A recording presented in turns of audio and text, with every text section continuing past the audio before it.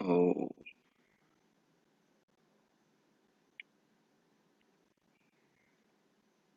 वैदिक अमृत ध्यान साधना प्रभात सत्संग में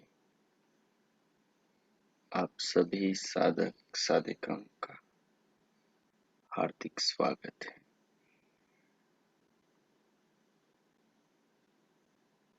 आइए पुनः पार ब्रह्म परमेश्वर के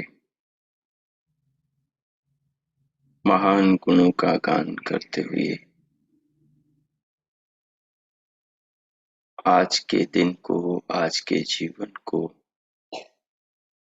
प्रभात के इन पावन क्षणों के साथ शुभ दिन, मंगलमय जीवन बनाएं। जिस जीवन की शुरुआत, जिस दिन की शुरुआत ज्ञान से, प्रभु के भक्ति भाव के ध्यान से शुरू हो, वो जीवन और वो दिन अपने लिए, अपनों के लिए और सबके लिए हितकारी होता है।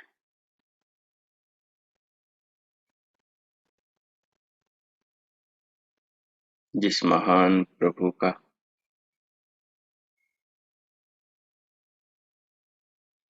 सारा संसार और हमारा जीवन, सृष्टि की हर वस्तुएं और हमारी देह परिचय दे रही हैं, उस महान प्रभु के गुणों का गान कर रही हैं, जो समस्त पदार्थों में निहित हैं और समस्त पदार्थों को जीवन दे रहा है।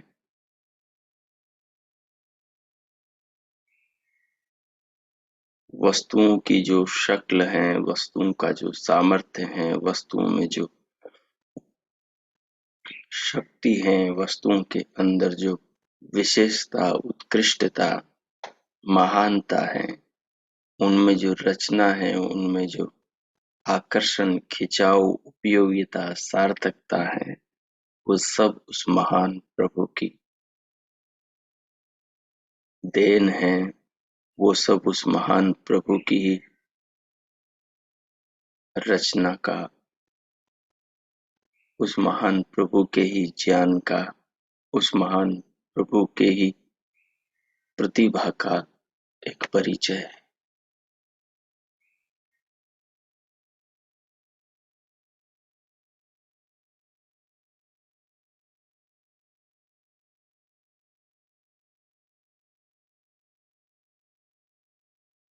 जब हम खुले आकाश के नीचे, चांद तारों की चांदनी के नीचे, रात में एकांत में बैठे हुए आकाश में टिमटिमाते इन सितारों को देखते हैं,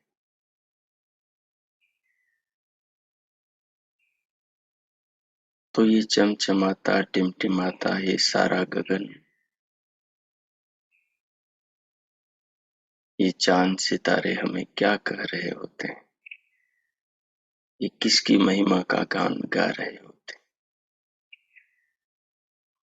जब हम दर्पण में, शीशे में स्वयं के शरीर को देखते हैं, शरीर की सुंदरता क्या कह रही होती है?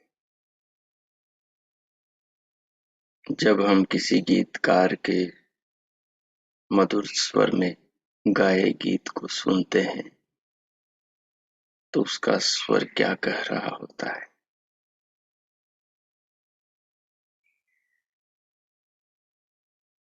जब हम किसी लेखक के लेख को पढ़ते हैं, तो उसमें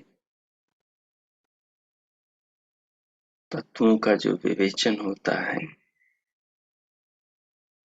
उन शब्दों में जो खिंचाव, उन शब्दों में जो ऊंचाई, उन शब्दों में जो अर्थ, अभिप्राय होता है, वो हमें किधर ले जा रहा होता है? सृष्टि में कोई भी वस्तु सामान्य नहीं है, सब विशेष है। परंतु भगवान के सामने सब सामान्य है, वो परम विशेष है। उस महान प्रभु को, जिसका सारा जगत ऐश्वर्य है, ये चांद सितारे, धरती आकाश, नदियां सागर, वृक्ष वनस्पतियां, औषधियां, फल फूल, वन उपवन, मनुष्य, अन्य प्राणी, इनके शरीर, इनकी आवाजें, इनकी प्रतिभाएं, इनकी शक्तियां, इनका सामर्थ्य, मनुष्य की बुद्धि का बल, ये सब ऐश्वर्य है। और इस सारे ऐश्वर्य का स्वामी परमात्मा प्रभु है। क्योंकि मनुष्य में जहां से ये ऐश्वर्य उत्पन्न होता है,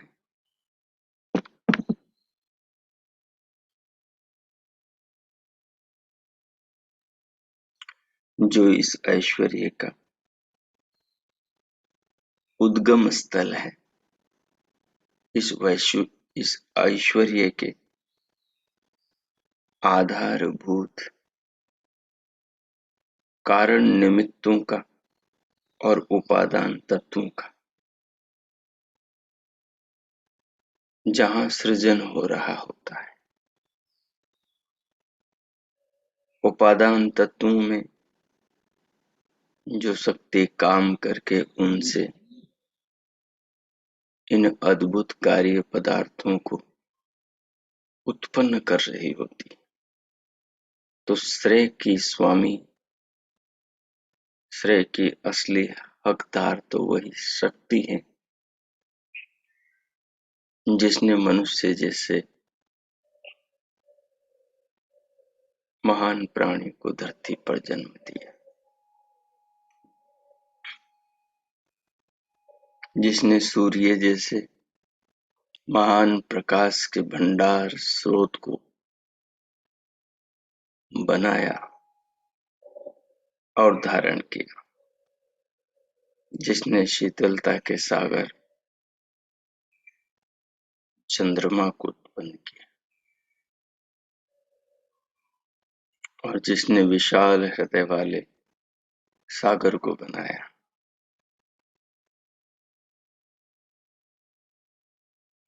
और जो दौड़ती हुई सबकी प्यास बुझाने वाली एक नहीं अनेक नदियों का जिसने सृजन किया, जिसने मनुष्य के शरीर में नेत्र बनाए जिनसे वो दुनिया देख सके, अपनी बनाई वस्तुओं को, भगवान के बनाए इन चांद सितारों को देख सके, जिसने श्रोत्र इंद्रियों को बनाया जिनसे वो भगवान की वेद वाणी सुन सके, पक्षियों के मधुर कलरव सुन सके, झरनों के नदियों के गीत सुन सके,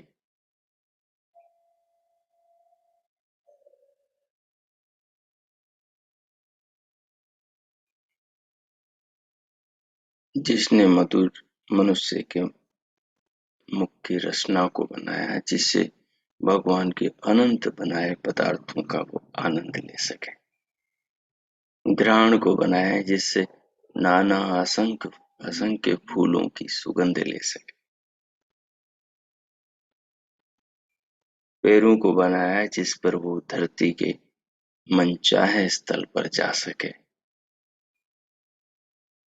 हाथों को बनाया जिससे वो नाना भगवान की तरह अनेक वस्तुओं का सृजन कर सके, और दिमाग बनाया है जिससे वो सोच समझकर कार्य कर सके,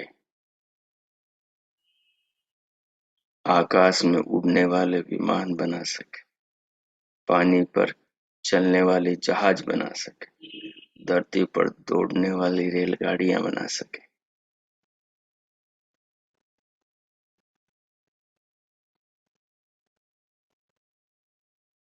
मनुष्य में जो ये प्रतिभा है और मनुष्य के अंदर जो ये इंद्रिय रूपी शक्तियां हैं, इनको बनाने वाला जो भगवान है वो ईश्वर है।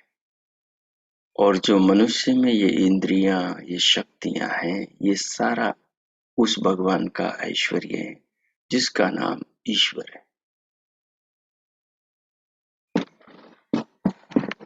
वो बंधनों में पड़े हुए प्राणियों को बंधनों से आजादी दिलाने की प्रेरणा देता है, मुक्ति दिलाने का ज्ञान देता है।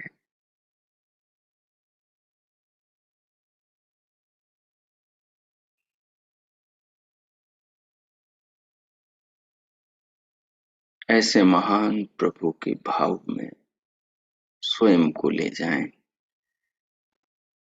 और ऐसे महान प्रभु की भावना से स्वयं के हृदय को, मन को, बुद्धि को, चित्त को सराबोर करते हुए उस भगवान की रचना ऐश्वर्य कृपा के रूप में शरीर को अनुभव करें, शरीर की इंद्रियों को अनुभव करें, मनुष्य के उत्कर्ष को अनुभव करें, मनुष्य की महानता को अनुभव करें। इस महानता में मनुष्य के इन विशाल अद्भुत कार्यों के अंदर उस भगवान की महिमा को, उसकी शक्ति को, उसकी प्रतिभा को देखें कि उसने ऐसा मनुष्य बनाया कि वो ऐसे चमत्कार पूर्ण आश्चर्यजनक कार्य कर सके।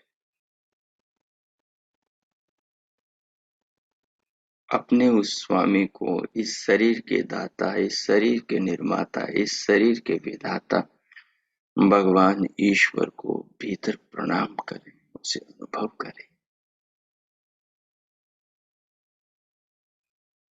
और अब उसकी कृपा, उसके स्नेह, उसकी करुणा, उसके प्रेम में डूब जाएं, शरीर की अनुभूति में डूब जाएं, बाहर से भीतर आती इस श्वास को पकड़कर देह के भीतर उतर जाएं।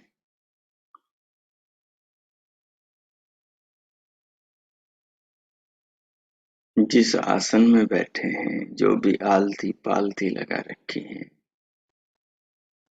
उस आसन में, उस देहाकृति में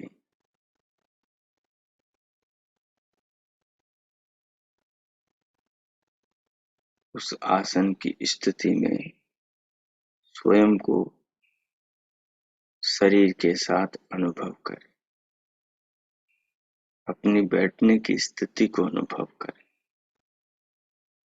शरीर को अनुभव करें, शरीर को अनुभव करते हुए बाहर से भीतर आने वाली श्वास को लंबा गहरा करके उसे बाहर से भीतर धीरे धीरे लेते हुए अनुभव करें। इससे शरीर की अनुभूति में सघनता आएगी और मन की एकाग्रता बढ़ेगी। आलस्य, प्रमाद, रजोगुण, तमोगुण दबेगा, शरीर में, देह में सत्वगुण बढ़ेगा, उससे और एकाग्रता और उससे और मन पर नियंत्रण और उससे और अनुभूति में तीव्रता और गहराई आएगी। तो श्वास को लंबा गहरा लयबद्ध करें, उसे लेते हुए पूरे शरीर को अनुभव करें, शरीर की अनुभूति करते हुए शरीर की अनुभूति को परमात्मा के भाव से जोड़ दें। जब देह का अनुभव हो, सिर का, गले का, गर्दन का, कंधों का, भुजाओं का, कोहनियों का, कलाइयों का, हथेलियों का, उंगलियों का, पीठ का, छाती का, पेट का, कटी प्रदेश का, जंघाओं का, घुटनों का, मंडिलियों का, टखनों का, एड़ियों का, इन सब में जो विशेषता है, इन सब से जो इस जीवन के कार्य संपन्न होते हैं, इन सब में जो भगवान की रचना, भगवान की प्रतिभा प्रतीत होती है, सिर में, मस्तिष्क में भगवान की प्रतिभा प्रतीत होती है। दोनों आंखों में, दोनों कानों में, जिह्वा में, 32 दांतों में, दंत पंक्तियों में, रसना में, होठों में, स्वर यंत्र में, गले में भगवान की प्रतिभा प्रतीत होती है। कंधों में, भुजाओं में, कोहनियों में, कलाइयों में, हथेलियों में, उंगलियों में, इनके जॉइंट्स में, अंगूठों में भगवान की प्रतिभा दिखती है। छाती में, वक्ष में, पीठ में भगवान की प्रतिभा दिखती है। पेट में, उदर में, पेटू में, कटी प्रदेश में भगवान की प्रतिभा दिखती है। जंघाओं में, घुटनों में, पिंडलियों में, एड़ियों में, टखनों में, पंजों में, उंगलियों में, अंगूठों में, चमड़ी में, चमड़ी के नीचे, रस में, रक्त में, मांस में, मज्जा में, अस्थि में, मेद में, शुक्र शोणित में भगवान की प्रतिभा दिखती है। जठराग्नि में, उदर में, फेफड़ों में, फुसफुस में, स्वर यंत्र में, दिल में, हार्ट में, 72,000 नस नाड़ियों में, किडनी में, लीवर में, गुर्दों में भगवान की प्रतिभा दिखती है। दिखती है भगवान की प्रतिभा ब्लड में,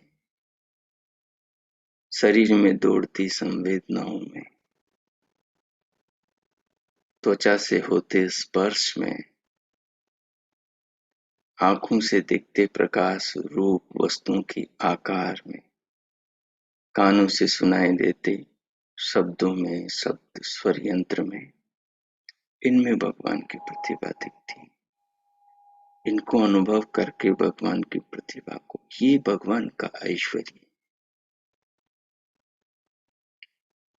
हमारे करीब सबसे ज्यादा शरीर है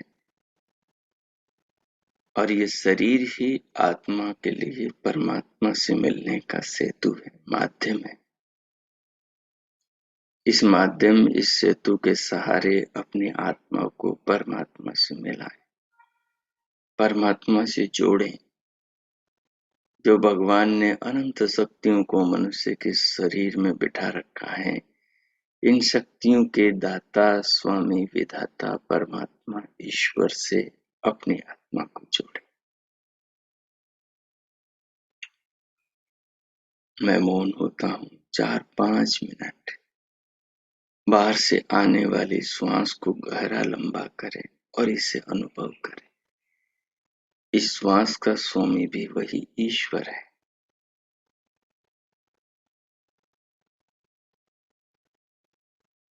इस श्वास को देकर वो जीवन पर कितना बड़ा उपकार कर रहा है।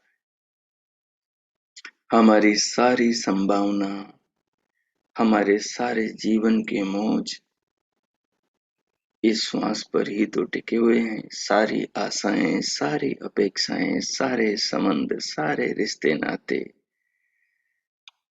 सारे पद, सारा ऐश्वर्य, सब कुछ इस श्वास पे ही तो टिका है। अगर ये ना आए तो सब खत्म। इस श्वास का सम्मान करें और प्रभु का धन्यवाद करें। इस श्वास के स्वामी, इस ऐश्वर्य के दाता, इसके स्वामी, उस विधाता का, ईश्वर का अनुभव करें। एक एक पदार्थ को भगवान से जोड़कर अनुभव करें। इसे उस परमात्मा का ऐश्वर्य समझें। भगवान की कृपा, उनके दिए इस ऐश्वर्य रूपी दान, इस ख्याति, इस प्रतिभा के कारण ही मनुष्य को संसार में बुद्धि से उपार्जित सम्मान, ऐश्वर्य प्राप्त होता है। तो समस्त जगत में जो ऐश्वर्य है उसका तो वो स्वामी है ही सही। मनुष्य भगवान के यंत्रों से, शक्तियों से जो सम्मान, ऐश्वर्य प्राप्त करता है उसका भी अंत तो वही प्रभु स्वामी। इस भाव में अपने आप को समाहित करके जगत में, जीवन में, देह में और सृष्टि के पदार्थों में प्रभु के ऐश्वर्य को देखें। मैं मौन होता हूँ। 5-6 मिनट ये प्रयोग करें। ओ कीजिए।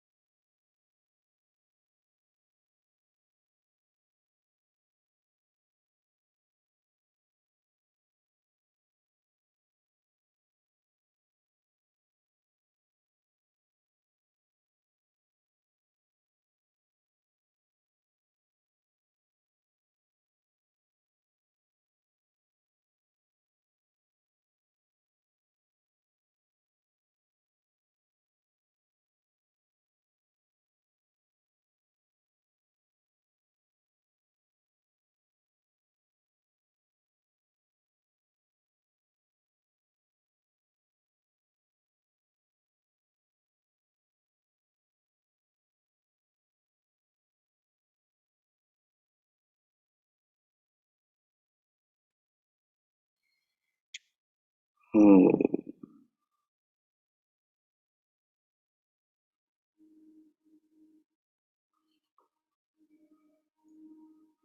ओ,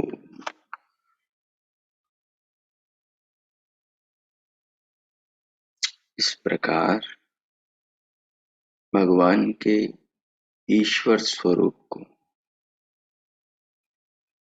अर्थात संसार के समस्त ऐश्वर्य के स्वामी ईश्वर को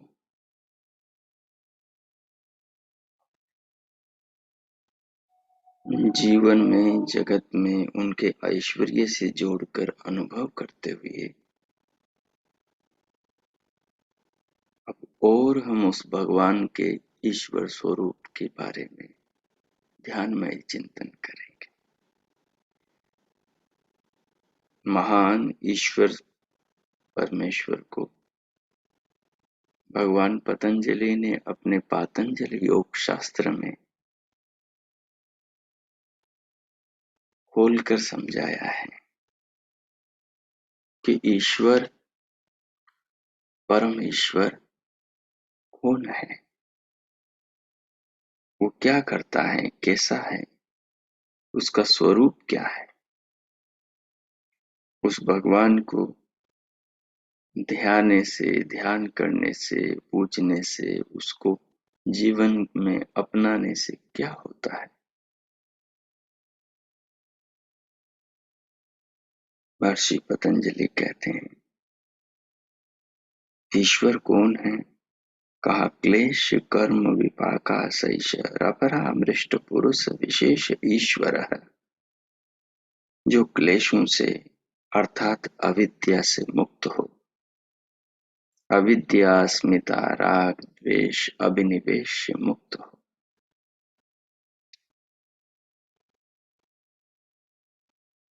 जो अज्ञान से, न्यूनताओं से, तमाम प्रकार की क्षुद्रताओं से मुक्त हो, जिसमें अज्ञान का, कमी का लेश मात्र न हो, जो पूर्णज्ञ पूर्ण ज्ञानी सर्वज्ञ हो, वो ईश्वर है।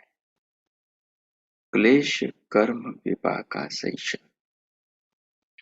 जो क्लेशों से रहित हो, क्लेशों से निर्मित, क्लेशों से उत्पन्न हुई वासनाओं से, संस्कारों से रहित हो, क्लेशों से जनित अविद्या युक्त कर्मों से रहित हो,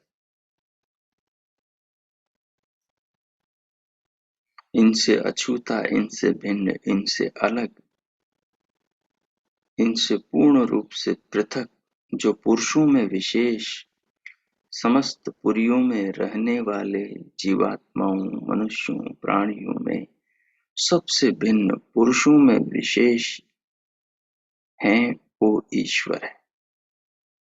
हम सब पुरुष हैं क्योंकि हम पुरी में रहते हैं, शरीर में रहते हैं, इसलिए हम सब पुरुष हैं। स्त्री हो, आदमी हो, सब पुरुष हैं।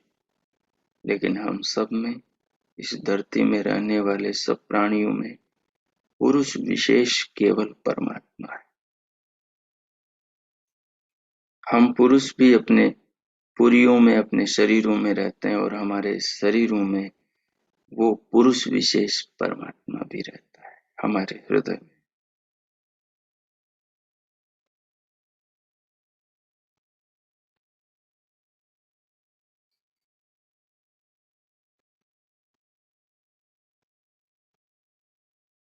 जो सामान्य ईश्वर हैं, जिनके पास में लौकिक ऐश्वर्य हैं, जिनका ऐश्वर्य दूसरे की शक्ति पर आधारित है, उनका नाम ईश्वर है, वो मनुष्य है। परंतु परम ईश्वर पुरुष विशेष, पुरुषों में जो विशेष पुरुष, वो ईश्वर परमात्मा है। ईश्वर उसे कहते हैं जिसके पास ऐश्वर्य हो। ऐश्वर्य मनुष्य के पास में भी होता है, लेकिन मनुष्य के ऐश्वर्य की सीमा होती है। मनुष्य का ऐश्वर्य घटता और बढ़ता है, परमात्मा का ऐश्वर्य घटता बढ़ता नहीं, सदा एक जैसा होता है और सदैव उसका ऐश्वर्य प्राप्त होता है। विशालता की सीमा को छुआ हुआ होता है। उस भगवान का ऐश्वर्य अत्यधिक होता है, घटता बढ़ता नहीं।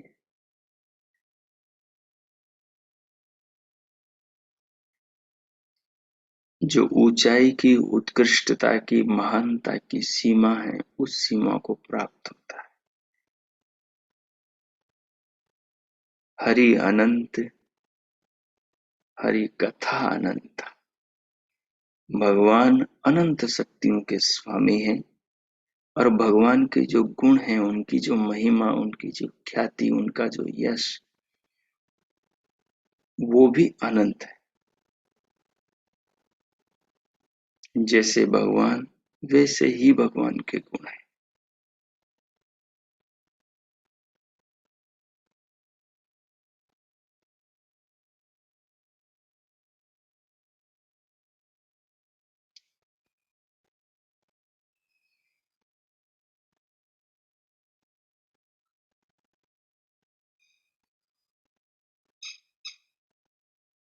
परमात्मा वो पुरुष विशेष, ईश्वर तमाम पुरुषों से अलग है, मनुष्यों से अलग है।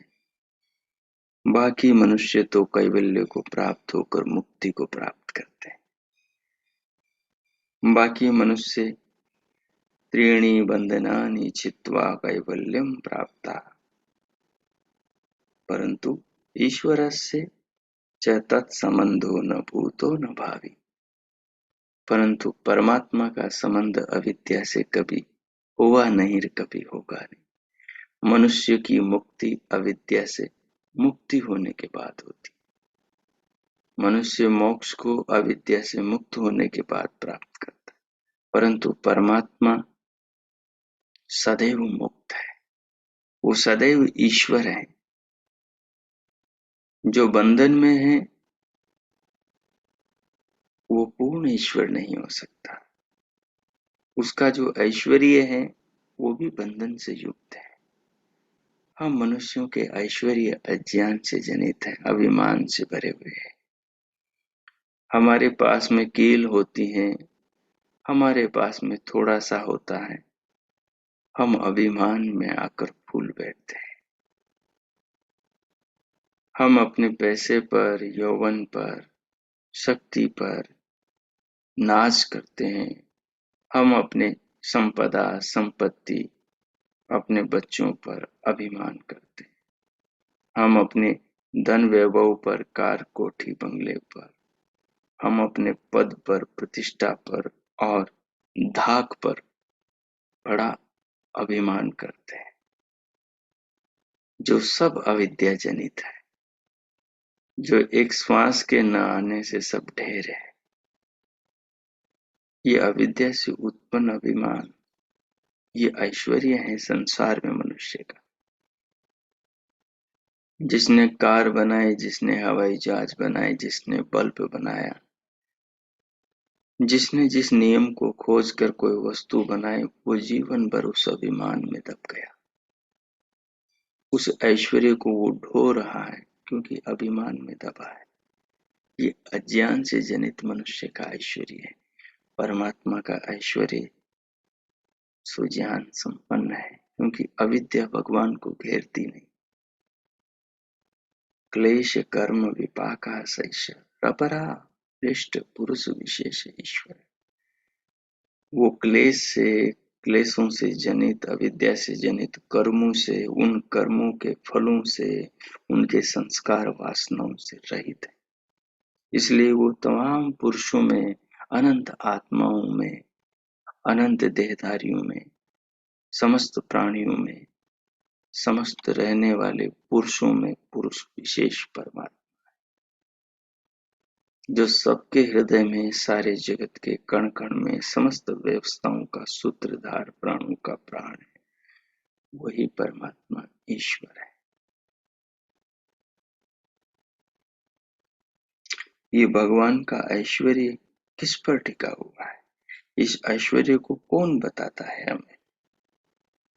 तो भगवान वेद व्यास कहते हैं, तस्य शास्त्रम निमित्तम।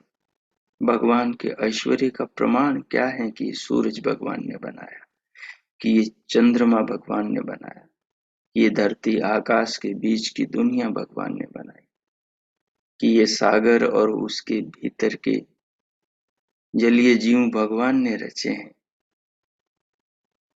इन बातों का क्या प्रमाण है कि धरती से आकाश के बीच की ये सुंदर दुनिया को बनाने वाले का नाम ईश्वर है। ईश्वर नाम से हम उसको पूजें, उसकी आराधना उपासना करें। तो महर्षि व्यास कहते हैं तस्य शास्त्रम निमित्तम, इस तत्व की बात को बताने वाला शास्त्र है। जिसने दुनिया बनाई, इस दुनिया का परिचय उसने अपने बच्चों को दिया है। वो शास्त्र ही शास्त्रम पुनः किम निमित्तम, वो शास्त्र ही उस भगवान के ऐश्वर्य का प्रमाण है कि ये सारा जगत जो है ये उस ईश्वर ने बनाया है।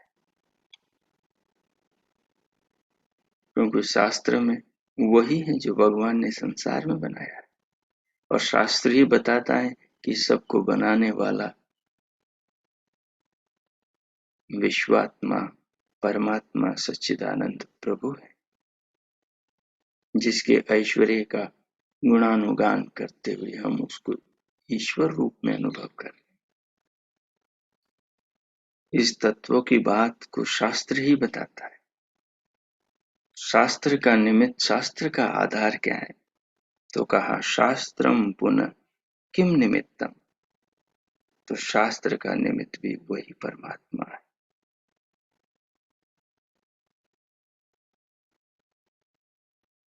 ये जो शास्त्र के अंदर विशेषता, शास्त्र में जो इस जगत के स्वरूप को बताने की क्षमता जो है, ये क्षमता की जो नींव है वो वही ईश्वर, वही विधाता है। उस शास्त्र के साथ, उस ज्ञान के साथ उस भगवान का नित्य संबंध है। एतयो शास्त्रोत्कर्षयो ऋश्वर सत्वे वर्तमानयो अनादि संबंध। एतस्मात्, इसलिए, एतत् भवति सदैव ईश्वर सदैव मुक्त, इसलिए ये भगवान जो सबका स्वामी है वो सदैव ईश्वर है। उसका ऐश्वर्य सदा बना रहता है। जब वो सृष्टि को रचता है तब भगवान का ऐश्वर्य संसार में चमचमाता हुआ दिखाई देता है, हमें बुलाता है, हमें आकर्षित करता है। ये जो फूलों में सुंदरता है और ये सुमनों में जो सुगंध है जो हमें अपनी ओर खींचती है, ये भगवान का ऐश्वर्य है। ये जो रंग बिरंगी तितलियां हैं जो अपनी सुंदरता को पंखों में लिए फूलों पर नृत्य कर रही है, ये प्रभु का ऐश्वर्य है। ये जो भ्रमर भौरे गान गा रहे हैं, ये जो गौवें अपने बछड़ों को रंभा रंभा कर पुकार रही हैं, और ये जो बछड़ों में सुंदरता उनके बचपन में, ये भगवान का ऐश्वर्य। नन्हे से शिशु को गोद में लेकर आंचल को स्पर्श करके जो उसका सुख मिलता है, वो भगवान का ऐश्वर्य। जगत में जो भी महिमावान है, चांद है, सूरज है, तारे सितारे हैं, पृथ्वी है, बुध बृहस्पति मंगल शुक्र शनि अरुण वरुण यम, ये भगवान का ऐश्वर्य। धरती में जो सोना है, चांदी है, मोती है, ये सब भगवान का ऐश्वर्य है। द्युलोक है, अंतरिक्ष लोक है, धरती है, सब भगवान का ऐश्वर्य है। ये गीतकार, संगीतकार उसका गुणगान गाता है, और उसके संगीत में सरस्वती का जो उच्छ्वास है और उसके स्वर में जो मिठास, आनंद और सुख है, वो भी भगवान का ऐश्वर्य है। जिसने पृथ्वी के कण से लेकर विशाल सूरज को, पूरे ब्रह्मांड को रचा है, जिसने मनुष्य के शरीर की एक एक कील को, एक एक कण को, एक एक ताने बाने को बुना है, उसका नाम ईश्वर है। वो जगदाधिपति जगदीश्वर, वो सब में जगत के कण कण में विश्राम कर रहा नारायण, वो समस्त आत्माओं का पिता, वो समस्त प्राणियों का उत्पन्न करने वाला गर्भ, हिरण्यगर्भ परमात्मा, वही ईश्वर है। उस महान भगवान के इस ईश्वर स्वरूप को प्रणाम करें, इसको जीवन में धारण करें, इसे अनुभव करें। मैं मौन होता हूँ, भगवान के इस महान स्वरूप को अनुभव करें। इस प्रकार से हृदय में, अंतकरण में इसे बसा लें कि जीवन में कोई अपराध, कोई पाप, कोई त्रुटि न हो पाए, क्योंकि अपने पास जो भी है सब भगवान का है। भगवान का जो ऐश्वर्य हमारे पास में है, उससे कोई अपराध न हो। भगवान का जो मन है, उससे कोई गलत काम ना हो। भगवान का जो हृदय है, उससे कोई गलत काम ना हो। भगवान का जो अंतकरण है, उसमें कोई गलत विचार का संग्रह न हो। भगवान के जो हाथ हैं, वो किसी गलत कार्य के लिए न उठे। भगवान के जो पांव हैं, वो किसी अपराध की ओर न बढ़े। भगवान की जो वाणी है, इससे कोई गलत शब्द का उच्चारण न हो। भगवान के जो कान हैं, वो किसी गंदगी का श्रवण न करे। भगवान के जो नेत्र हैं, इनसे कोई गलत चीज को न देखा जाए और गलती देखकर न करी जाए। भगवान का जो मस्तिष्क है, ये ब्रह्मरंध्र है, इसमें जो विचारों का, वृत्तियों का सागर लहराता रहता है, इसमें कोई सड़ान, इसमें कोई गंदगी, इसमें कोई दुर्भावनाएं न पनपे। इसकी लहरों में शांति हो, शीतलता हो, सबके प्रति कल्याण और सुख के भाव। तो भगवान से जो ऐश्वर्य मिला है, जीवन मिला है, शरीर मिली है, शरीर मिला है, सुंदरता मिली है, इंद्रियां मिली है, अंतकरण मिला है, ये जो धन वैभव मिले हैं, समझ मिली है, बुद्धि मिली है, प्रतिभा मिली है, इसका दुरुपयोग ना हो, इसका सदुपयोग हो, ऐसे भगवान से प्रार्थना करें। प्रार्थना से भी काम नहीं चलेगा। भगवान ने प्रार्थना जिस चीज की करेंगे, उस चीज को पाने के लिए भगवान ने शक्तियां दी हैं शरीर में। उन शक्तियों के द्वारा उत्तम कर्म करें और जो भगवान से मांगे उसे जीवन में प्राप्त करके दिखलाएं। और भगवान को जो प्राप्ति हुई उसको अर्पण करें। ये भगवान की पूजा है। भगवान से जो प्रार्थना कर रहे हैं, उस प्रार्थनीय वस्तु को भगवान के दी शक्तियों से, शरीर से, इंद्रियों से, सामर्थ्य से प्राप्त करें। प्राप्त करके फिर भगवान का धन्यवाद करें। यही भगवान की पूजा है। तो ईश्वर के इस महान स्वरूप को जीवन में अनुभव करें। इस प्रकार स्वयं को संकल्पों से बद्ध बांधे। मैं मौन होता हूँ। 2 मिनट प्रभु के इस महान स्वरूप में अपने आप को डुबोए और संकल्पों में स्वयं को, नियमों में स्वयं को, व्रतों में स्वयं को बांधे। ओ कीच।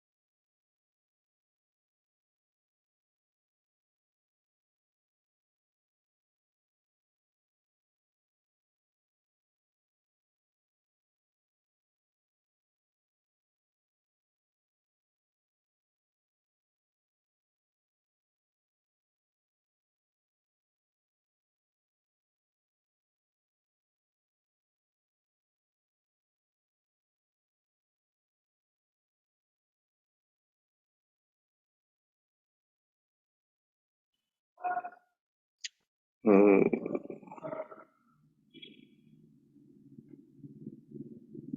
ओम।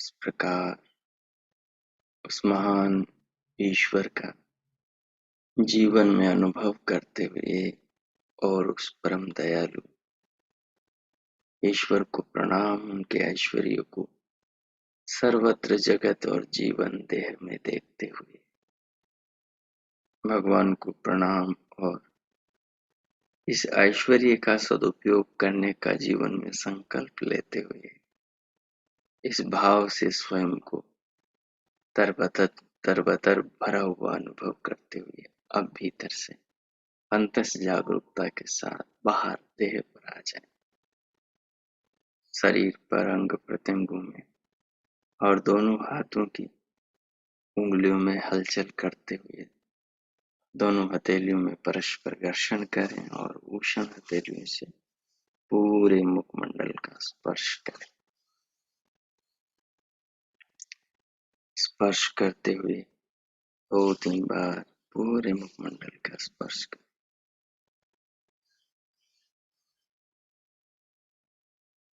ओम।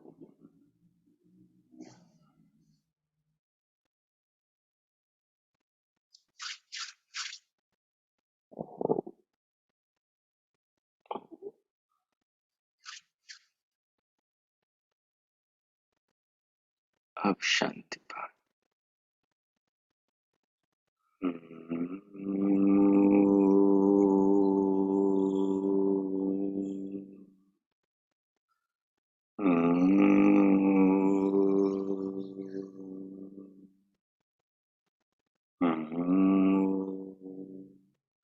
शांति शांति शांति।